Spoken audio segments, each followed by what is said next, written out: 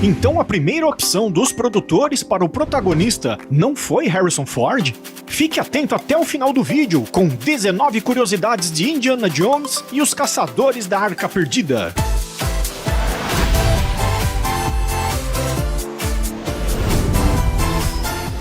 Com as notícias de um novo filme do Indiana Jones vindo por aí, e o aniversário de 40 anos do primeiro filme, vamos conhecer algumas curiosidades. E aproveita para deixar um like nesse vídeo, pois isso ajuda muito o canal. Então vamos começar com a primeira curiosidade: rejeição bem-sucedida. O diretor Steven Spielberg, muito aclamado por suas diversas obras de sucesso, sempre teve vontade de dirigir uma sequência de 007. Bond. James Bond. Mas sempre foi recusado, o que o fez embarcar em um outro projeto, junto a George Lucas, como roteirista em seu próprio personagem, se tornando uma das franquias mais populares da história do cinema.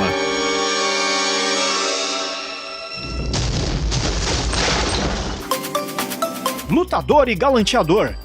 Como uma de suas referências para Indiana Jones era o agente secreto James Bond, a ideia primária é que ele fosse especialista em Kung Fu e inclusive um galanteador. Em uma cena deletada da versão de cinema, ele é abordado por uma de suas alunas, Susan, com quem teve um caso. Susan. That's right, I said we talk. A importância de Fedora, o famoso chapéu de Indiana Jones, o qual tem explicação mostrada somente no terceiro filme, teve um propósito para estar ali. Nas cenas de ação, onde havia necessidade de um dublê, a aba do chapéu serviu de truque para cobrir o rosto, e é por isso que no filme, Fedora parecia estar colado na cabeça de Indiana. Conselho de Guru. No final do filme, quando abrem a Arca do Pacto, muitos se perguntam até hoje como Indiana sabia que deveria ficar de olhos fechados para sobreviver. Não olhe para isso. Feche seus olhos, Meryl, e não olhe e aconteça o que acontecer. Mas na cena em que Indiana, junto com o personagem Sala, interpretado por John Rhys Davies, encontram uma espécie de guru que entendia o idioma de um medalhão. Isto é um aviso para não incomodar a Arca da Aliança. E uma parte dessa cena, que foi deletada, continha informação sobre não olhar para a arca aberta. Me empresta um submarino? Por algum motivo, a produção não se lembrou que precisariam de um submarino para uma cena. E, por sorte, não muito longe dali, gravavam um filme, O Barco, Inferno no Mar, e Spielberg pôde pegar emprestado para realizar sua cena. Calor e disenteria. Imagine-se no calor do deserto da Tunísia, com roupas quentes e tendo que trabalhar no sol com disenteria.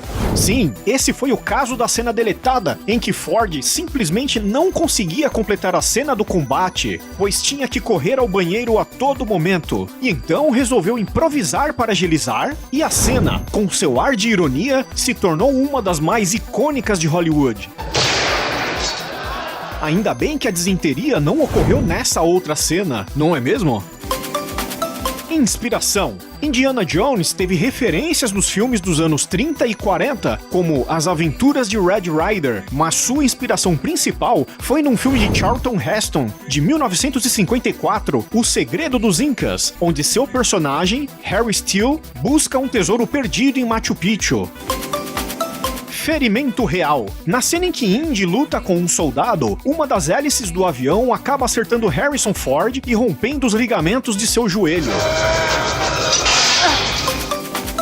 Pimenta nos olhos. Na mesma sequência em que Marion atira nos nazistas, Spielberg utilizou pimenta caiena para simular o sangue no ar, mas sem destacar demais, o que acabou voando nos olhos dos atores. Imagine ter que ficar caído, imóvel e aguentar a agonia da pimenta nos olhos.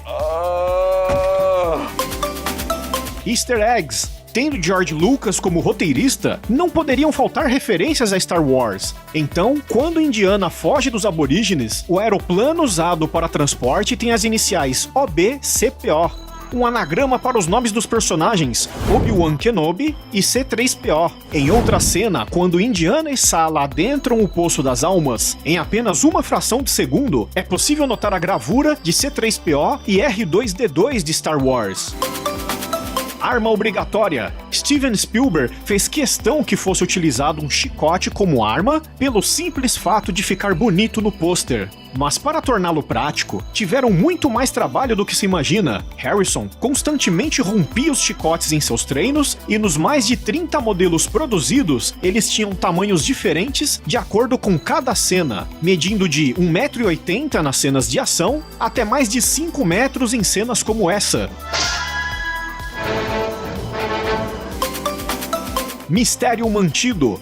Na cena em que Indy utiliza o cajado de Ra para localizar a arca, é notável uma inscrição em alemão que literalmente significa "não perturbe", e é totalmente ignorada pelo personagem, pois seu objetivo é outro. Mas uma mensagem descrita muito provavelmente por um próprio nazista deixa a gente bem curioso, não?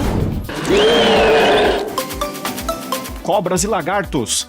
Para a cena do poço lotado de cobras, Spielberg incrementou o volume de animais com mangueiras e lagartos sem pernas, que são similares a cobras, mas não são venenosos. Só que haviam algumas cobras também, que inclusive picou um dos membros da equipe de produção. Somebody grabbed the tail of that python, went like this, the shock wave went up to the head, and the head let go. The snake was fine, David got some medical attention, and he was fine.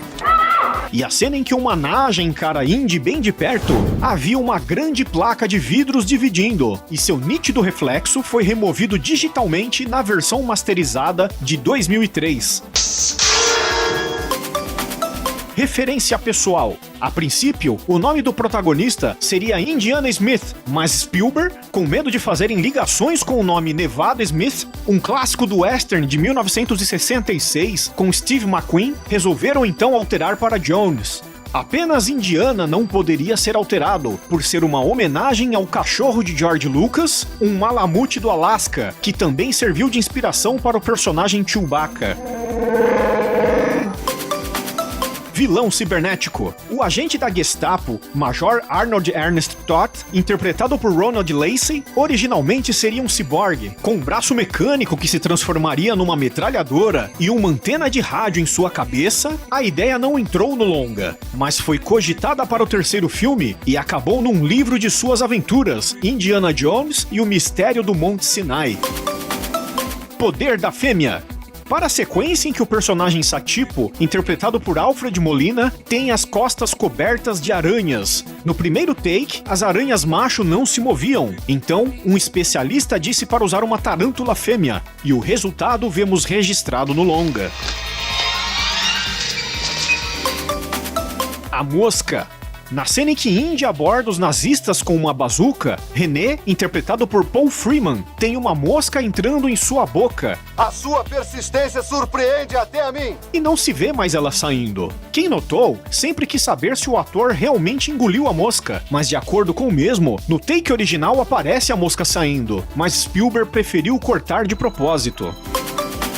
Questão contratual. Embora Spielberg tivesse, sim, preferência por Harrison Ford no papel, o próprio George Lucas recusou de imediato, pelo mesmo já ter participado de Star Wars, e o mesmo não gostaria que fossem uma espécie de dupla nos cinemas, como Martin Scorsese e Robert De Niro. Então vários nomes conhecidos foram cogitados para o papel, como Bill Murray, Steve Martin, Nick Nolte e Jeff Bridges. Mas tudo indicava que o ator Tom Selleck, nos testes, seria o escolhido.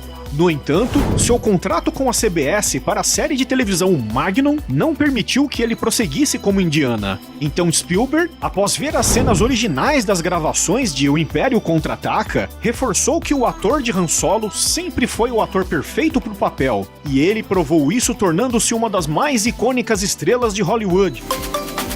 Recepcionista fantasma. Para criar os fantasmas, muitos bonecos com roupão de seda, contraluz, câmera lenta embaixo d'água e lente desfocada fizeram parte do processo de criação, mas para dar um realismo, eles queriam um close em uma atriz e acabaram escolhendo a recepcionista da própria empresa de efeitos, a Industrial Light and Magic, e esse foi o resultado.